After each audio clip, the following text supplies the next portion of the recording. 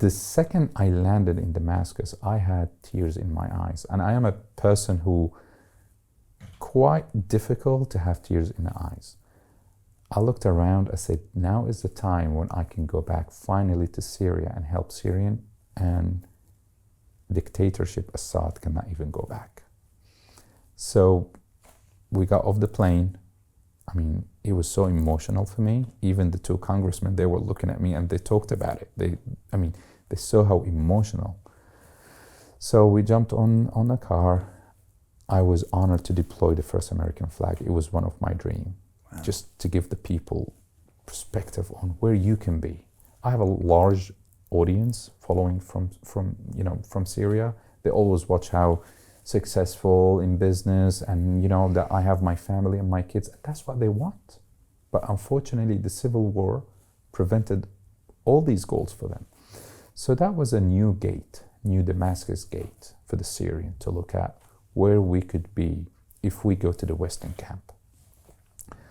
So we had a great time. We went on a tour. We looked at how cities were destroyed, and how, I remember my wife, she was going into one of the buildings, and apparently it was a school, and she pulled the test exam for one of the students that was under all the rocks. She pulled it out, and I still have a picture of it. She looked at it, and it was all written in Arabic, and one of the questions was, what does the police forces do for you? And her answer was protection, when there were no protection whatsoever for them. I mean, it was either you agree with this president, Assad, or you're dead. And not only you and your family and everybody. How can you operate in such an environment? So after that, we headed back, and we had a meeting with President Sharaa in the presidential palace.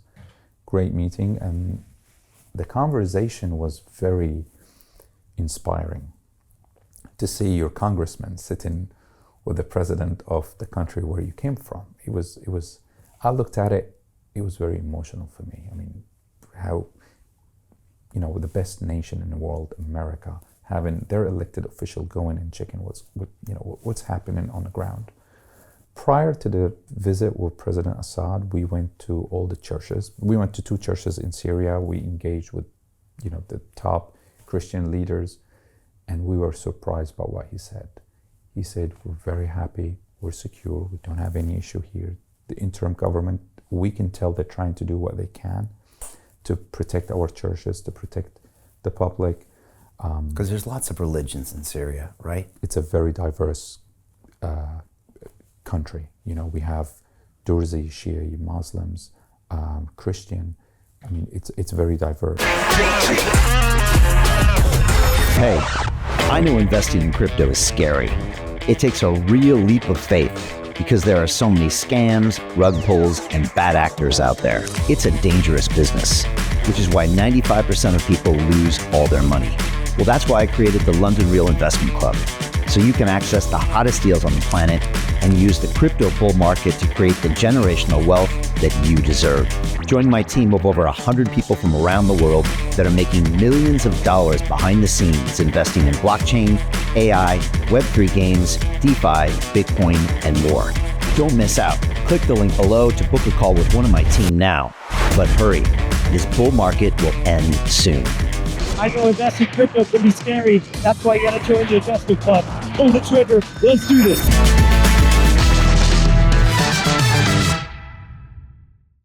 And all these people, they live side by side. I mean, you can go to a building, you can see Muslim, Christian, Druze, Alawi, all type of religion. They're all in the same building. They live together. They're like family. And that's what makes Syria a very unique culture. And we want to restore this culture.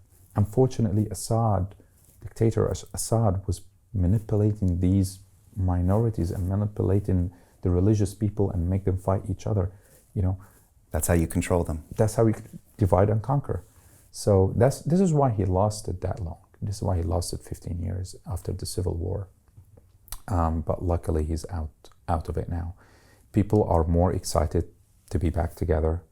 I mean, they're flying from all over the world. If you want to go fly to Syria, probably is one of the most expensive airline tickets right now. Really? All the airlines are full, all the planes are full.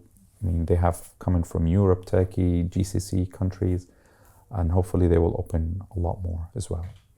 And so that was your visit. Anything else that you want to talk about with the congressman surprised?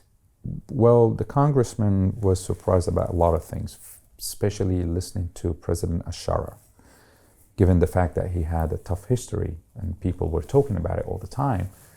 So we went to the palace, we sat with the president. He was a very pragmatic guy, sat down, and one of the things that the congressman told him, he said, I would like to have this conversation. I want to take the presidency away. I want to take my US official away. We want to talk here to see how we can collaborate, how we can make sure the Syrians are going to thrive today. It's the rarest chance they're going to have is today, how we can collaborate. And we were very amazed by what President Sharaa said. He was very open to the American and Western camp. He said, we want to collaborate. We want to build the Syrian. We don't just want to build Syria. We had enough wars. We want to sit down and see how we can strategize to strengthen our ties. And that was, amazing when we heard it.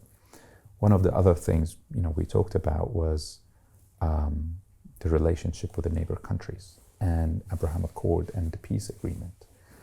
And I heard President Sharaa, he was telling Congressman Corey, he said, we want Syria to be a safe place. It will never be a country that will create any danger to any neighbor country. And I've always sent a signal that I'm ready to shake hands. The Syrians are ready to shake hands and creating peace. We don't want conflict. He was very direct, and you can tell he was very honest about it. And we've seen a lot of steps today that have been taking place towards these things. I mean, he ended the Iranian presence, which was the viral role in creating all these wars, and October 7th, horrific. And he ended any presence for Hezbollah militia in Syria. If you go to Syria now, you will not find any of these people are existed in Damascus or in Syria. 2 months ago, they were heavily present in Syria. So you see a lot of differences happening. He stopped all the weapon supplies that are coming from Iran to Lebanon to fight Israel. He stopped that too. So we've seen major steps that's been taken by him. It gives us the right signal, say, okay, he's doing what we need to do.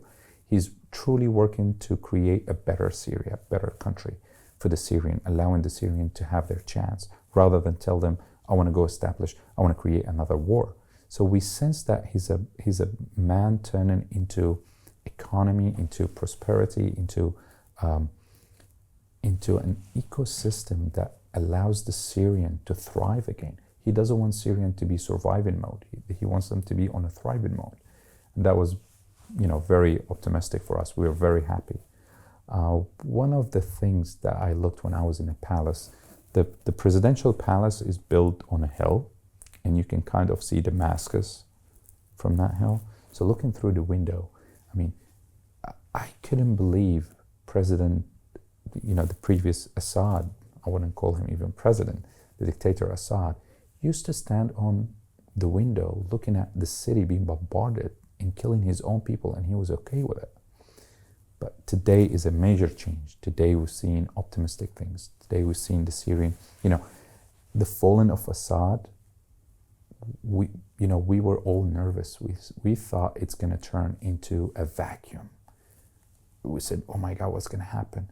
But this guy came in and he truly united everybody, and he tried to minimize as much as possible any unlikely event to happen in Syria. And that's where we were happy about.